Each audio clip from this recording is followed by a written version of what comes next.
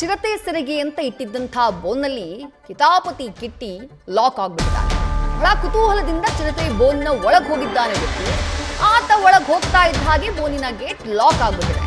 ಅದನ್ನ ಓಪನ್ ಮಾಡೋಕ್ಕಾಗದೆ ಒಳಗಡೆನೆ ತಳ್ಳಾಕೊಂಡ್ಬಿಟ್ಟಿದ್ದ. ಬೋನಿನಲ್ಲಿ ಒಟ್ಟು 3 ಗಂಟೆಗಳ ಕಾಲ ಆತ ಸಿಕ್ಕಾಕೊಂಡು ಒದ್ದಾಡಿದ್ದು. ಜಮೀನಿಗೆ ಕೆಲಸಕ್ಕೆ ಹೋದ ಜನ ಆ ಭಾಗಕ್ಕೆ ಬಂದಾಗ ಇವನನ್ನು ನೋಡಿ ಆಶ್ಚರ್ಯಗೊಂಡಿದ್ದಾರೆ. ಆ ನಂತರ ಸ್ಥಳೀಯರ ಸಹಾಯ ಪಡೆದು ಕಿತಾಪತಿ ಕಿಟ್ಟಿ ಬೋನಿಂದ ಆಚೆ ಬಂದ.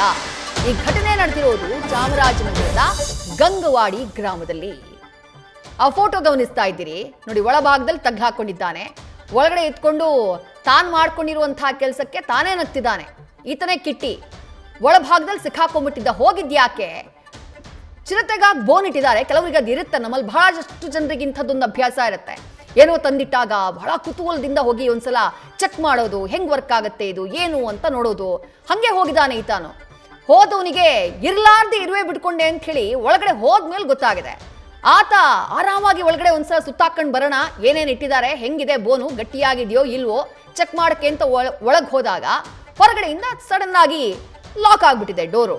ಆ ನಂತರ ಡೋರ್ ಓಪನ್ ಮಾಡೋದಕ್ಕೆ ಸರ್ಕಸ್ ಮಾಡಿದ್ದಾನೆ. ಎಂತ ಮಾಡಿದ್ರು ಡೋರ್ ಓಪನ್ ಆಗಿಲ್ಲ.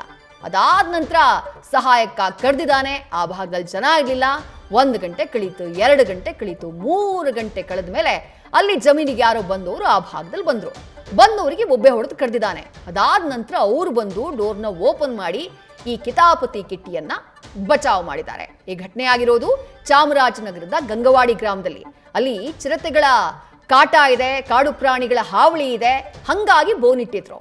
ಆದ್ರೆ ಇವನು ತಂದೇನೋ ಬಹಳ ಕುತೂಹಲ ಅಂತೇಳಿ ಒಳಗಡೆ ಹೋಗಿ ಹಿಂಗ್ ಲಾಕ್ ಆಗ್ಬಿಟ್ಟು ಪೇಚಿಗೆ ಸಿಕ್ಕಾಕೊಂಡ್ಬಿಟ್ಟಿದ್ದ.